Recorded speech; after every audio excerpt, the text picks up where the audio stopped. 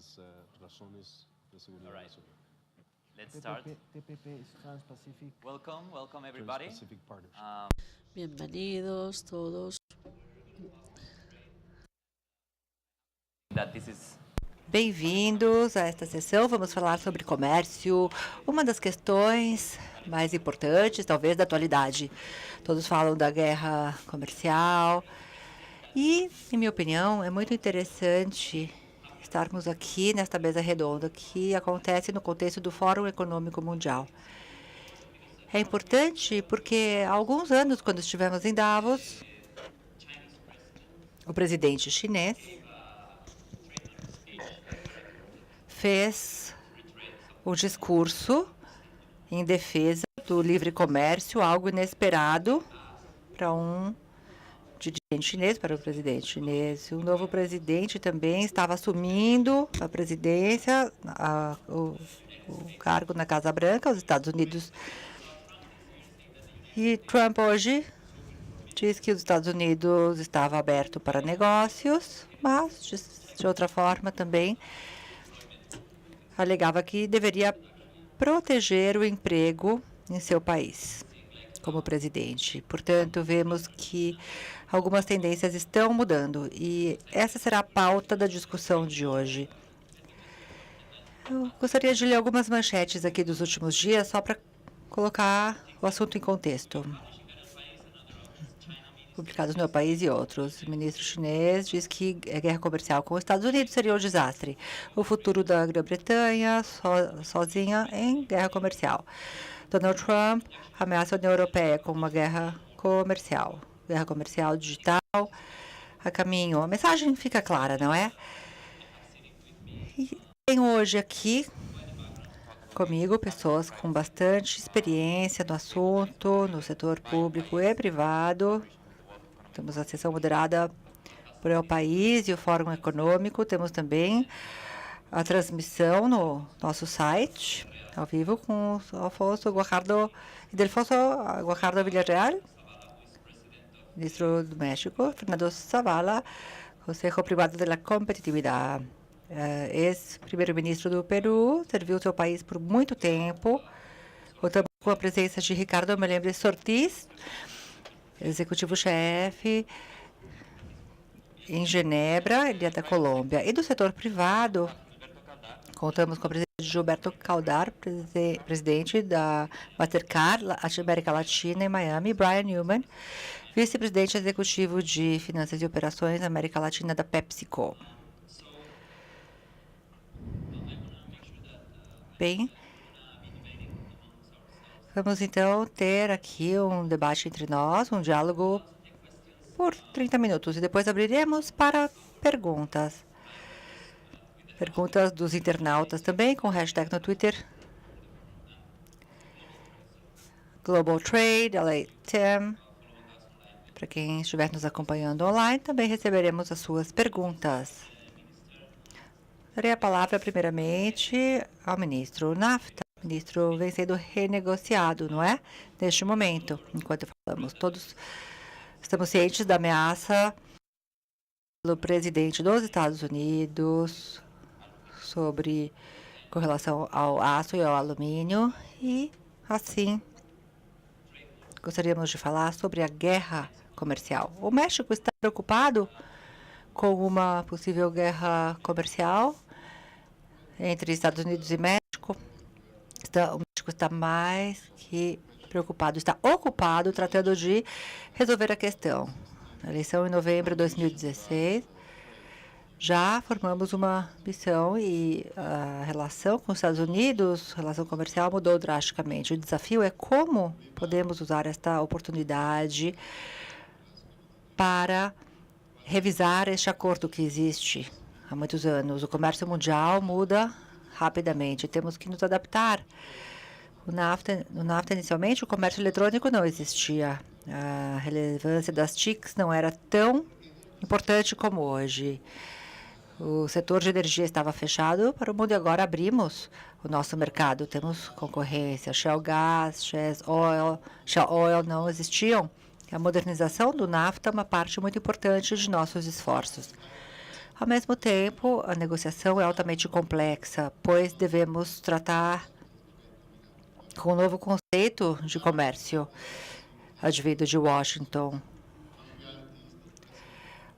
E os déficits comerciais para o presidente Trump são intrinsecamente aspectos negativos. Nós entendemos que a balança comercial no final do dia é uma mera imagem daquilo que é feito em política pública, política financeira. Porém, para eles, não é algo bom para a economia. E nós talvez discordemos, porém, não temos tempo para ensinar economia para ninguém. Temos que lidar com a realidade. Como podemos negociar um acordo para chegarmos a um resultado bom para todos com o NAFTA, uma possível narrativa para os 3 países. Acreditamos que poderíamos ajudar os Estados Unidos a reequilibrar o comércio e a expandir também, sem impor novas taxas, sem controles de quotas. A ideia é como podemos ser suficientemente criativos para fortalecer a cadeia de valor na América Latina e também fomentar as novas indústrias deste século e o comércio entre as Américas. Talvez encontremos soluções que se apliquem para todos nós, o mesmo com relação à arbitragem, que é um desafio também para estes sistemas e acordos comerciais. E acreditamos que é a cola que realmente mantém os acordos em seus lugares. Bem, então, pelo que o senhor está dizendo, o NAFTA não está em risco no momento? O risco não está totalmente ausente, porém devemos estar preparados para estar no NAFTA sem os Estados Unidos. Bem, na verdade, todos pensam que há um risco de que o NAFTA deixe de existir. Não, o NAFTA vai continuar entre Canadá e México, pois nós acreditamos em livre comércio. Os Estados Unidos vão decidir se querem ficar ou sair. Claro que é o país mais relevante, porém o tempo tem sido um aliado na negociação. Por quê? Porque neste governo, pelo menos, tivemos uma curva de aprendizagem importante. O NAFTA foi importante para os apoiadores do presidente Trump. Na mesa do NAFTA temos o setor agrícola com uma voz forte, porque o México é o país número 1 de exportação para os Estados Unidos. Portanto, o tempo está ao nosso lado neste processo. Soa como uma guerra comercial. Não. Retaliação? Não. A guerra comercial é quando você chuta alguém para fora, expulsa alguém. Não é bem isso que está ocorrendo. Senhor Zavala, como eu disse, o senhor tem experiência no Peru, no setor público e, claro, vimos muitas ameaças surgirem a partir de Washington com relação a tarifas ao aço, ao alumínio, que não afetam o México, por enquanto, pelo menos. Mas é uma preocupação para o Peru? Sim, é preocupante para o Peru, é uma ameaça para o Peru e para todos os países, na verdade. Muitos países já afirmaram ser, sim, uma ameaça e pode vir a ser uma guerra comercial no futuro. Porém, em comércio, como vimos nas últimas semanas, temos, por outro lado, 11 países, México incluído, que firmaram a Aliança Transpacífico, o Acordo Transpacífico, ou seja, representa 13% do PIB mundial. Austrália, Japão, México, todos os países reafirmaram abertamente que o comércio é importante para os países e que promoverá o desenvolvimento sustentável para os seus países e a população. No caso do Peru, a China hoje é nosso principal parceiro comercial. Não apenas uma questão de comércio. Quando existe uma relação entre países, devemos pensar em investimentos também. A China hoje também é o principal investidor do Peru. E vem criando muito emprego, muitas oportunidades de trabalho.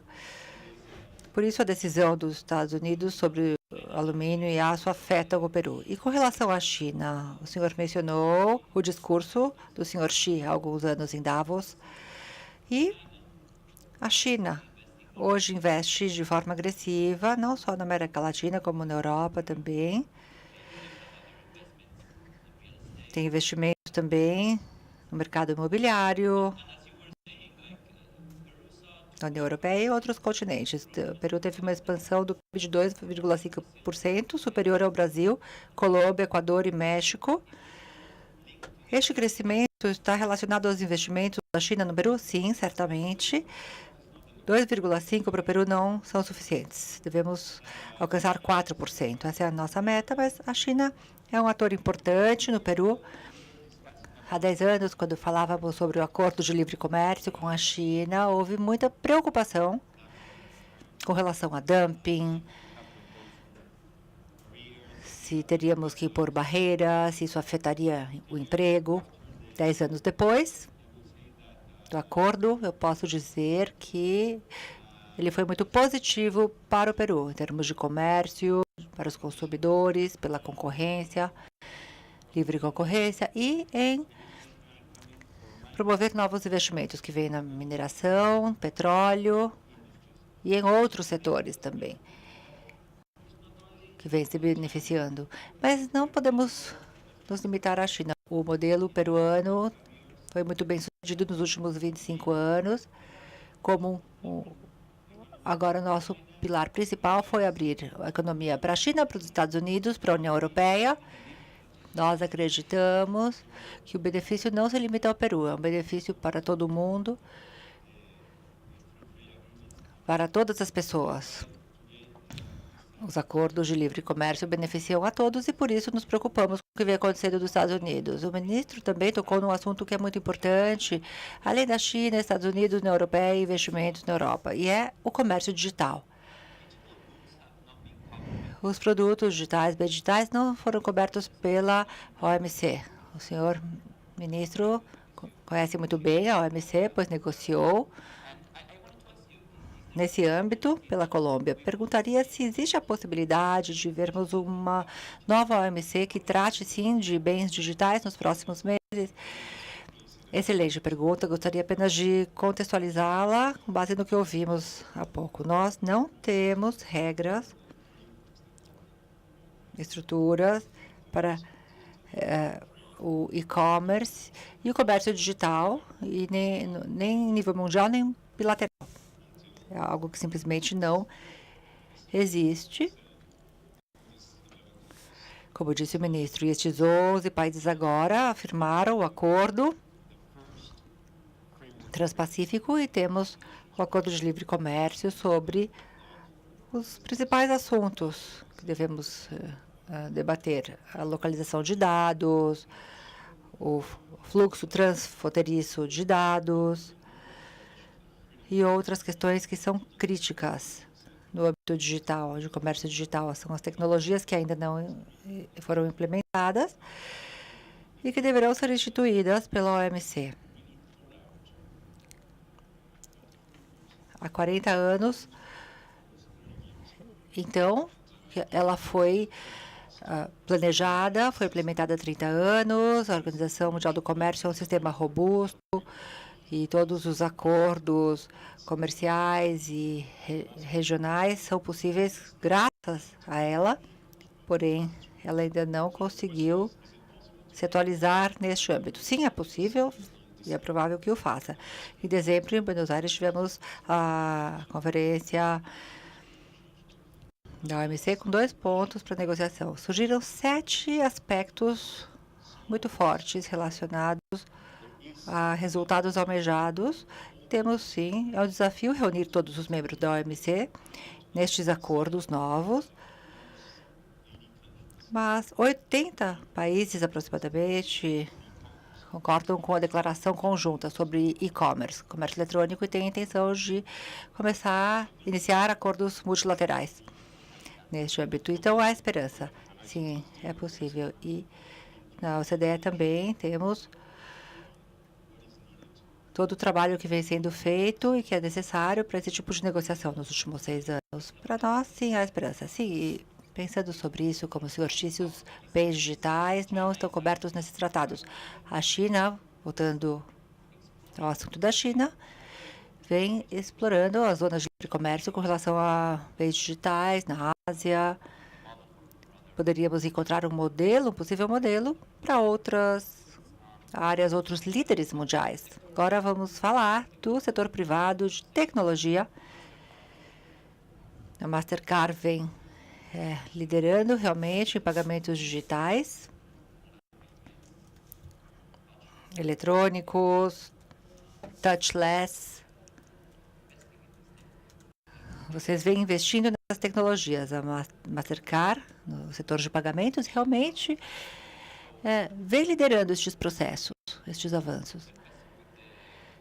E relacionando esta pergunta ao que foi discutido agora há pouco, a tecnologia poderia tornar a barreira comercial impossibilitar que existam barreiras, certamente. Nós definitivamente somos uma empresa tecnológica que permite que os consumidores se organizem e permite um grande número de transações. Isso é extremamente importante no sentido de dizer que hoje é muito fácil para uma pequena empresa se estabelecer com a nuvem, com a economia digital que nós temos, mas tem se tornado muito difícil para uma pequena empresa fazer um comércio transfronteiriço, que está aumentando. São mais de 3 bilhões de dólares de transações transfronteiriças e é nisso que estamos trabalhando, tentando trabalhar com a OMC e outras organizações para garantir a interoperabilidade, para que os serviços de pagamentos eletrônicos tenham os mesmos padrões ou que permitam uma pequena empresa que vende para além das fronteiras, poder pagar e receber usando a tecnologia que está disponível e que está disponível internamente ao país. E para isso é extremamente importante o fluxo livre de dados. Isso tem a ver com a discussão da localização de dados, etc., etc., coisas que temos que cuidar, como questão de privacidade dos dados, mas que permitem que a interoperabilidade exista. E temos trabalhado com muitos parceiros, um deles tem sido o BID, especialmente na América Latina, onde o SMI para comércio transfronteiriço é muito baixo comparado a outros países, com parceiros como o DHL e outros para conectar as plataformas latino-americanas de serviços. Então, as centenas de empresas conectadas a essa plataforma possam comercializar. É nisso que estamos altamente envolvidos agora, desenvolvendo a tecnologia para não só ter mais transação financeira, mas também de mercadorias. Isso é muito importante, a forma como você comercializa, mas algo que me parece muito interessante. Seu principal concorrente são os pagamentos em numerário, em dinheiro vivo. E 70% dos pagamentos da América Latina ainda são feitos assim. Aqui, o senhor atribui esse hábito, porque é um hábito, não? Bom, ao final das contas, consideramos o pagamento em numerário o nosso maior concorrente, e queremos que a inclusão financeira aconteça para que as pessoas possam usar pagamentos eletrônicos. É uma questão de hábito, é uma questão de economia informal, e estamos trabalhando com governos, reguladores, parceiros, para garantir que temos um sistema de pagamento eletrônico mais permeado para toda a população. Porque é uma evolução. Se você não tem um meio eletrônico de pagamento, você está fora. Não vai poder comprar nenhuma mercadoria eletronicamente, não pode se educar eletronicamente. Então, não é necessariamente relacionado ao comércio transfronteiriço, mas porque muitas vezes não há possibilidade de pagamento eletrônico internamente. E talvez possamos usar esse tipo de pagamento para tornar a plataforma mais fluida, mas com um fluxo melhor. O que existe no formato internacional? A Brand Newman está representada pela Pepsi aqui, se eu não me engano, e é um caso bastante interessante. expandir a empresa que você tem. Para você, o outro lado do comércio, que é a cadeia de provisionamento, supply chain, para ter um fornecimento que possa alcançar a Pepsi e que alcance o mundo todo, como é o caso. Essa cadeia de fornecimento é um risco ou é uma barreira para o livre comércio? O livre comércio seria positivo para você e para os seus funcionários? Alguma preocupação nesse sentido? Sim, nos últimos anos, nós lidamos com a nossa cadeia de fornecimento global nos vários países, como você mencionou, e tentamos localizar ao máximo a nossa cadeia localmente, porque alimentos são uma cadeia local, a beneficiar a todos, desde do campo até a prateleira. E muito do crescimento que vemos na nossa cadeia é transfronteiriço entre Europa, Ásia e Américas. E temos que pensar cuidadosamente como enviamos mercadorias transfronteiras, porque não queremos aumentar o preço para o consumidor, queremos o mesmo produto com a mesma qualidade e mesma segurança. Então, pensamos na localização da cadeia e pensamos muito nas transações transfronteiriças. Mas como as comunidades locais podem se beneficiar desse comércio? Por exemplo, num investimento no Peru, como você dizia, como podem ser os últimos afetados, mas podem ser afetados de uma forma, por exemplo, como perda de empregos. Os empregos tecnológicos nos Estados Unidos podem trazer uma perda de empregos em outros países e até no próprio país. No setor agrícola, por exemplo, nos Estados Unidos. Então, deixe-me fazer uma pergunta antes de abrir para a discussão com a plateia e discussão online. Temos visto a perspectiva do setor público e do setor privado. Quais são os principais inimigos do comércio hoje em dia, segundo a sua opinião? Os principais inimigos do comércio? Basicamente, eu diria que os principais inimigos são as crenças errôneas dos políticos ou dos nossos líderes dormentes de que o único instrumento para o desenvolvimento são as políticas de livre mercado. Eu acho que o livre mercado, o livre comércio é essencial para o crescimento, mas não é suficiente para a inclusão e desenvolvimento. Estamos enfrentando desafios hoje porque não fomos capazes nas últimas décadas de cuidar disso, da tecnologia, da comoditização. O livre mercado tem uma consequência para parte da população. E precisamos de alternativas políticas viáveis para fazer que essas mudanças políticas sejam sustentáveis. Se não assumimos a responsabilidade para as políticas públicas corretas, para dar sustentabilidade a uma nova direção e às novas tecnologias, nós basicamente estamos enfraquecendo o nosso alicerce para essas políticas. Então, ao final das contas, nos Estados Unidos, não é errado que eles desafiem, que eles questionem as políticas. Parte da população acredita que o isolamento e fechar as fronteiras para o comércio internacional é o melhor, porque os políticos não foram capazes de sustentar uma boa narrativa nos últimos 20 anos. E isso muitas pessoas foram afetadas pela modernização da tecnologia. Então, o maior desafio é a incapacidade dos políticos de defender as novas tendências e uma mudança positiva para a humanidade. Esse é um ponto interessante, como alguns governos falharam em proteger aqueles mais afetados pelos movimentos de mercado, que foram, de certa forma, promovidos pela tecnologia. Não sei o que os senhores do setor privado pensam dos avanços na tecnologia, não só no setor de pagamento, mas também em produção e distribuição. É impossível parar o mercado. A gente pode pôr um remendo, mas ele vai fluir com o mercado. Eu acho que a tecnologia pode ser um capacitador. Se vemos áreas como, por exemplo, a cadeia de fornecimento, como facilitamos a transmissão de mercadorias através de fronteiras, como podemos alavancar a segurança alimentar são grandes oportunidades,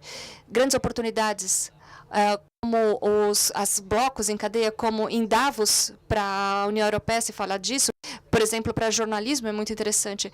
Nessa pergunta, eu acho, você perguntou qual é o grande inimigo do comércio. Bom, nós passamos por um momento muito interessante até 2006 de consolidação ou atualização de marcos que facilitariam o investimento internacional para lidar com tecnologia e outras questões que não tinham sido lidadas em acordos internacionais. E depois tivemos as ocorrências de 2016, perdão, de Brexit e também a eleição de Trump, que mudaram o estilo, o formato e a substância com os Estados Unidos confrontando esse momento até 2016. Eu me mantenho otimista e que o maior inimigo nesse contexto são esses conceitos errados sobre o livre comércio, conceitos relacionados com a tecnologia tomando empregos, de que o comércio ou o mercado é ruim, os conceitos equivocados sobre parando a importação de produtos manufaturados, vamos criar empregos na área de manufatura. Eu acho que esses conceitos equivocados são o pior inimigo. E o otimismo, para mim, vem da oportunidade de atacar esses conceitos equivocados. Há um custo alto, há um preço alto, mas é o que vimos nos últimos 2 anos. Eu acho que o Ildefonso, mais do que qualquer um, esteve no centro de tentar lutar contra esses conceitos equivocados, mudando essa agenda de demonização do mercado, começando pelo NAFTA, pela ALCAN. Quando a gente vê esse momento no mundo todo, na Europa, na China, no Japão, na África, na América, o que nós temos é um levante da integração.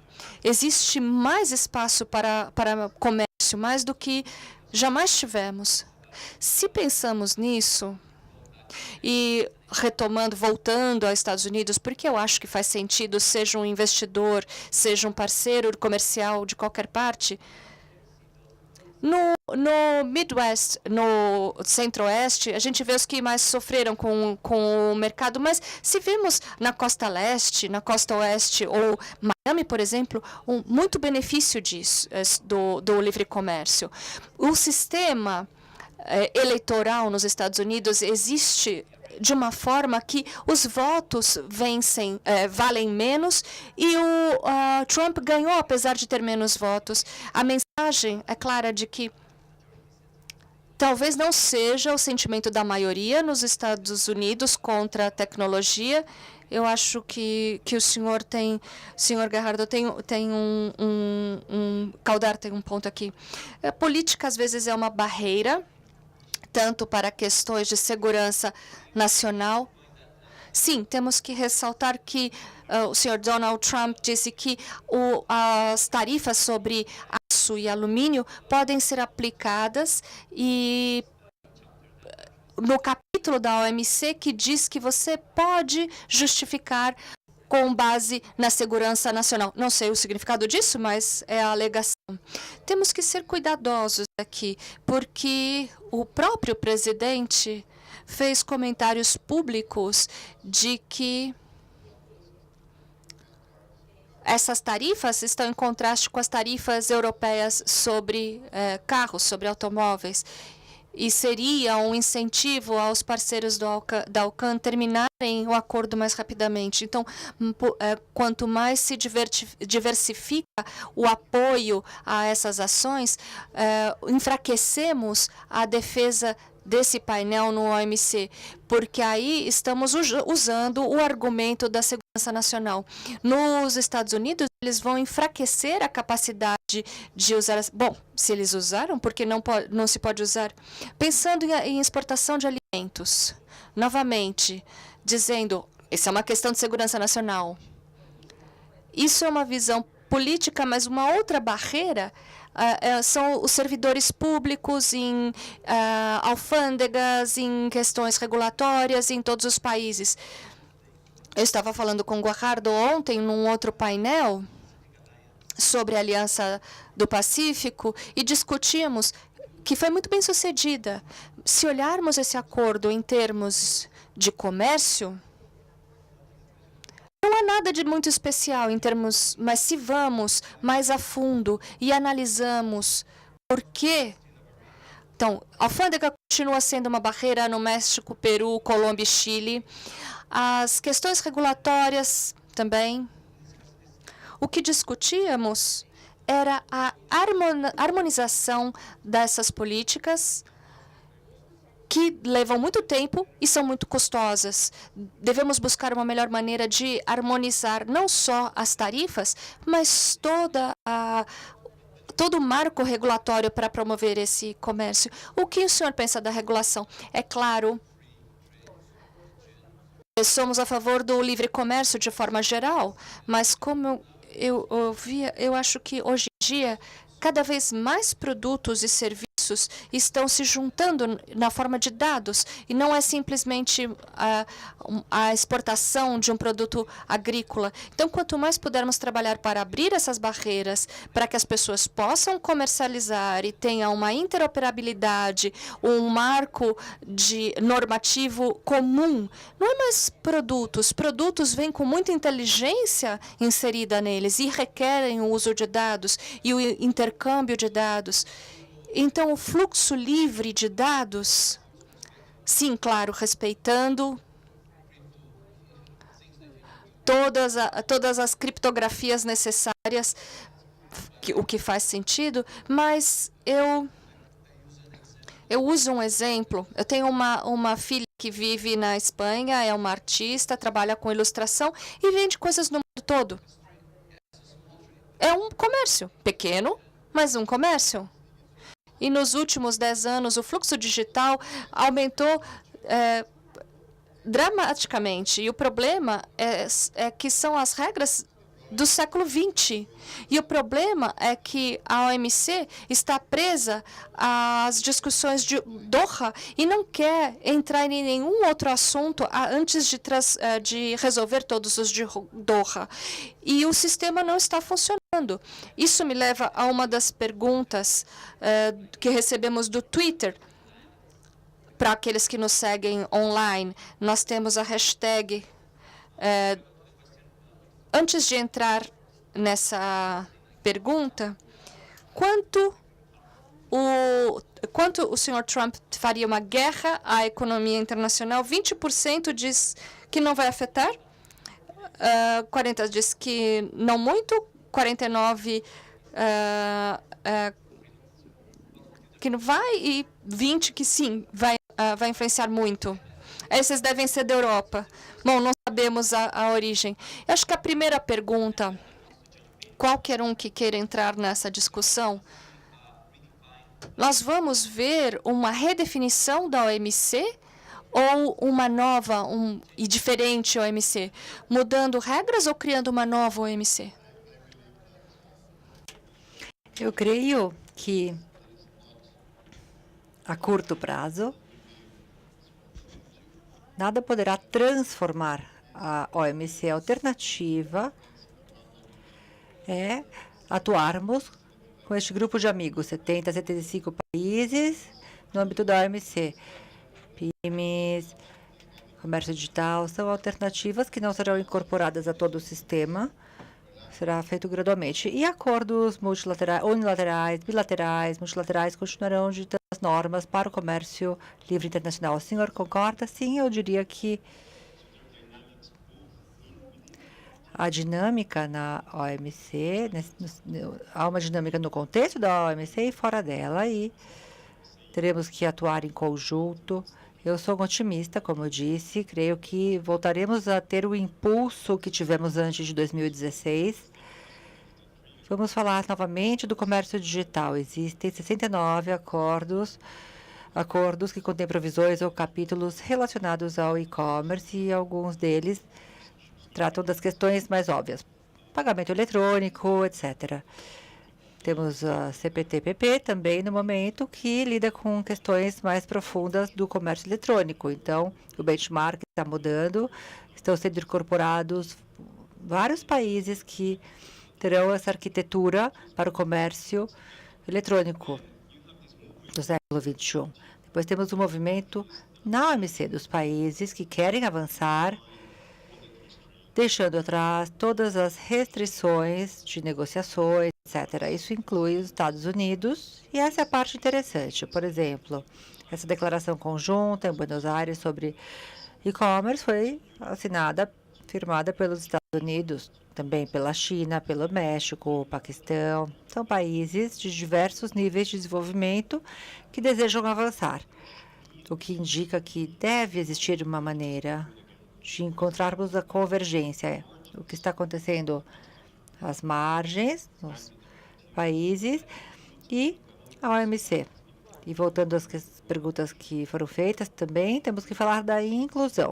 Esses novos grupos, CPTPP, o acordo Canadá, União Europeia, Japão, União Europeia, os acordos de nova geração que estão acontecendo incluem capítulos sobre sustentabilidade, questões trabalhistas, ambientais, de economia digital.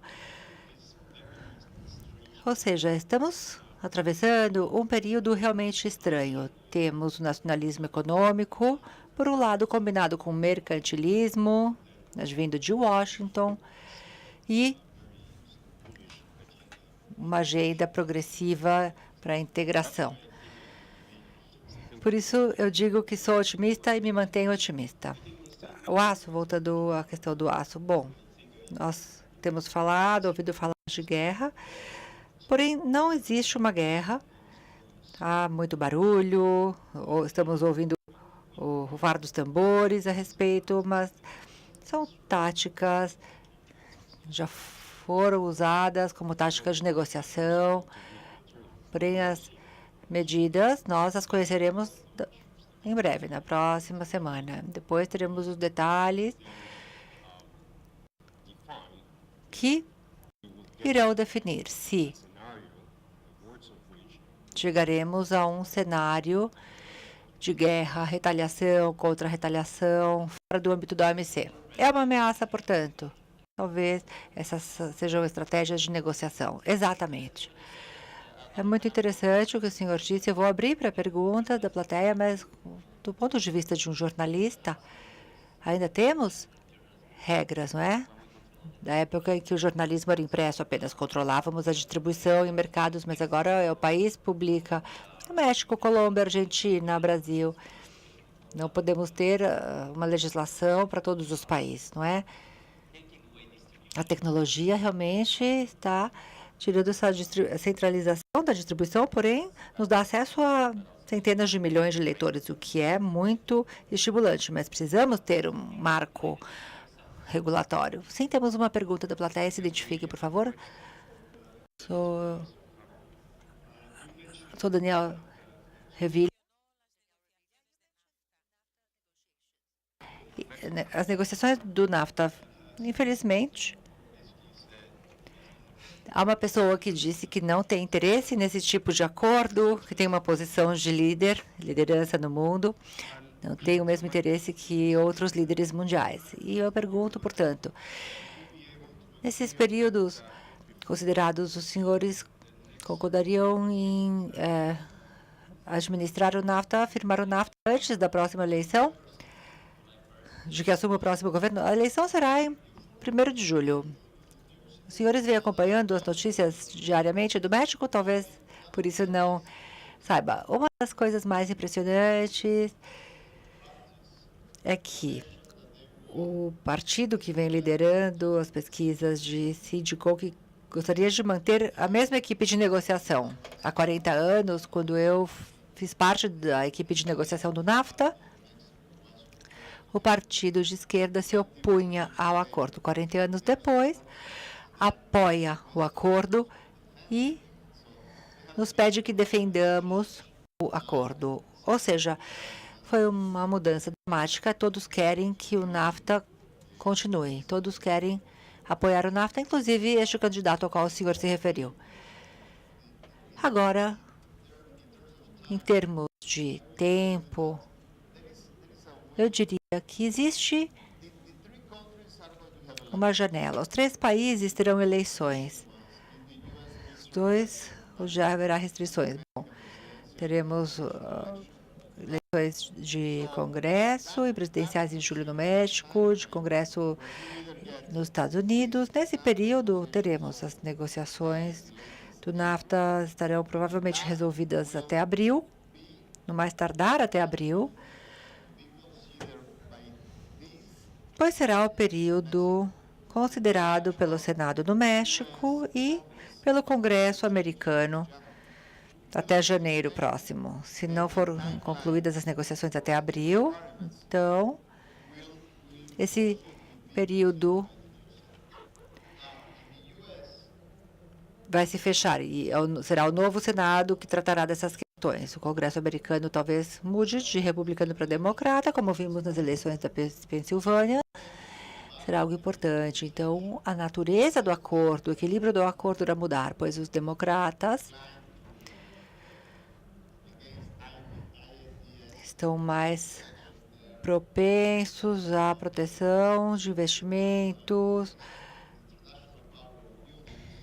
querem promover a potência internacional dos países e, portanto, esse equilíbrio no Congresso americano irá ser alterado concretamente, ou chegamos a uma definição no final de abril, ou iremos até o final do ano com esta questão em aberto. Temos outra pergunta. Vamos alternar essa minha sugestão. E os representantes do setor privado, peço que aguardem um pouco mais. Podem usar o hashtag LA18 para nos falar de sua experiência. Hoje, é mais fácil ou mais difícil fazer negócios na América Latina? É uma ótima pergunta. De modo geral, eu diria que é mais fácil. Muitos países hoje vêm reduzindo as barreiras, se integrando. Porém, eu diria também que existem muitas oportunidades de acelerar, de trabalharmos com processos mais ágeis para avançarmos mais rápido. Na minha perspectiva, também vejo melhoras. Claro, houve desastres naturais nos últimos 12 meses. Muitos produtos foram enviados para outros países, atravessaram fronteiras. O setor público e privado podem facilitar o comércio se trabalharem juntos. Mais alguma pergunta? Eu sou Soma, da Dow Chemical. Gostaria de voltar ao que o ministro disse sobre como podemos negociar e fazer comércio internacional multilateral. Devemos acelerar esse processo de mudança e, além disso, como vamos negociar multilateralmente sem estarmos abertos às mudanças da sociedade? Talvez o setor privado tenha um papel preponderante neste processo. Como vamos redefinir o cenário? Senhor Zavala, ministro Menendez. Eu diria que é mais fácil termos a influência da sociedade civil, das partes interessadas em acordos bilaterais, regionais, porque é uma responsabilidade direta. No México, por exemplo, não avançamos na negociação sem antes consultarmos as partes interessadas, os stakeholders. O processo de consulta é tão forte que, em alguns casos, as empresas americanas nos pedem para defendermos os princípios básicos, mas nos acordos multilaterais, esse processo é mais complexo. É mais complexo responder às sociedades, às necessidades da sociedade civil. Não vejo países, por exemplo, preocupados com a opinião da sociedade civil. Não vou mencionar nomes, mas, no final das contas, os acordos multilaterais são mais difíceis nesse sentido. Incluir a sociedade civil é mais desafiador. Senhor Savala, concordo. Os stakeholders, as partes interessadas, de forma geral, são parte da negociação e os países, as autoridades devem ouvir as partes interessadas, a opinião das partes interessadas sobre os acordos. Claro, os acordos bilaterais são mais fáceis nesse sentido do que os multilaterais. E, respondendo à última pergunta, em minha opinião, seria difícil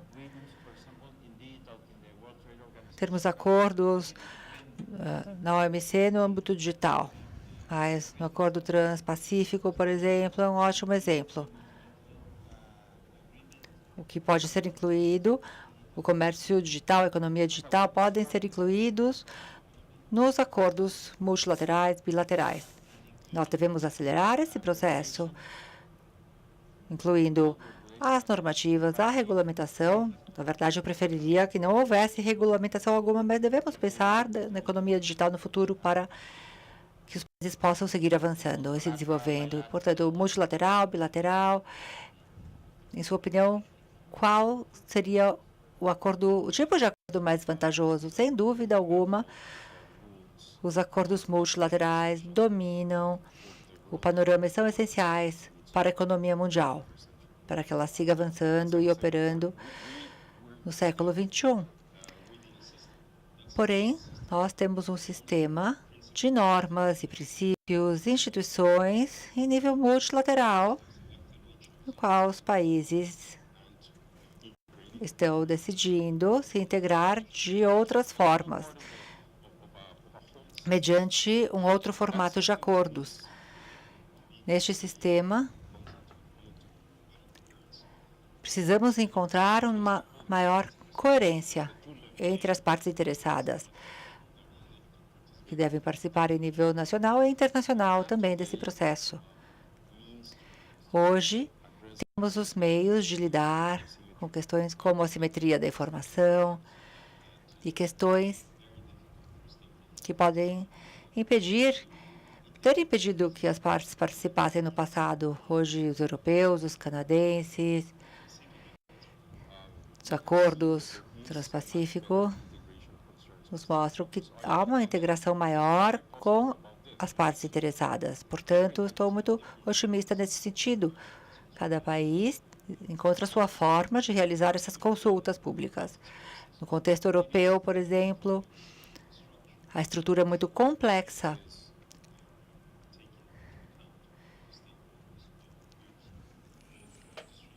E é dada grande importância à opinião das partes interessadas e da sociedade civil. Sejam acordos bilaterais ou multilaterais, devemos viver em um mundo onde o sistema seja coerente. Temos ainda um único sistema, porque se continuarmos sofrendo esse tipo de ataque, talvez haja uma real fragmentação do sistema. Essa é uma possibilidade. Sim, um sistema coerente seria algo seguro contra ataques unilaterais, digamos. É realmente um comentário importante. Parece que há uma pergunta aqui. Meu nome é Daniel Pfeffer, sou do ICC, International Chamber of Commerce, Câmara Internacional de Comércio. Temos Aliança de Comércio Global para Facilitação Comercial. Estamos trabalhando fortemente para reunir CEOs de grandes empresas e formar uma coalizão de apoio ao comércio global para evitarmos retrocessos e protecionismo. Eu ouvi algumas palavras-chave aqui, neste diálogo muito maduro, devo dizer, nesta situação econômica tão primitiva em que nos encontramos. Eu gosto do termo harmonizar, complexidade. O ICC tem uma iniciativa chamada ITTI, para passar à fase seguinte no comércio. Vemos a influência da tecnologia sobre o comércio. Aqui na plateia todos sabemos que estamos concorrendo com o Twitter, né? Para conseguir fazer uma pergunta. E temos também o Uber e o táxi. Então, nós temos que avançar. Eu tenho a impressão que, se compararmos o comércio ao ser humano, seria como uma criança que está aprendendo a caminhar. Porque os acordos de facilitação de comércio são uma ferramenta fantástica que a OMC produziu, comparado com Doha, claro. É muito importante, mas se pensarmos na dinâmica dessa comunidade global, nós estamos realmente aprendendo a fazer isso juntos. Não sabemos ainda como falar, discutir sobre tarifas, porque realmente é algo muito complexo, mas temos que seguir avançando juntos. E estamos apresentando essa iniciativa, tecnologia, inteligência, para encontrarmos soluções comerciais que sejam vantajosas para todos. Usar o blockchain, as ferramentas de comércio global para termos o comércio e para resolvermos problemas. São coisas tão complexas que não poderemos encontrar respostas sozinhos. O ITTI tem um site com entrevistas e relatórios produzidos também. O professor Marcos, do Columbia University Brooks Lab, está disponível no Top Link também para todos vocês. Temos lá uma metodologia de como podemos usar a inteligência artificial para encontrarmos soluções. Esse é um ponto excelente. Bom, agregando ao que você disse, durante muitos anos, e estamos aqui no Fórum Econômico Mundial, e havia um consenso no mundo ocidental de que a globalização era boa, que o mercado livre era bom, porque não só compartilharíamos mercadorias, mas também ideias para várias partes do mundo. Mas houve um retrocesso com isso, que uma transição de poder. Nos seus poderes, por exemplo, qual é a visão sobre a globalização hoje em dia? Mudou? A percepção mudou? As economias emergentes têm uma posição mais vantajosa, porque essa inclusão ajudou a equilibrar a demanda de mão de obra para a robotização. Em México, temos 6 novas marcas de carros construídas no México: BMW, Mercedes, Toyota, e 6 marcas luxuosas. O consumo de mão de obra per capita diminuiu e o fluxo de receitas aumentou. Temos 1 milhão de mexicanos que trabalham na indústria automotiva.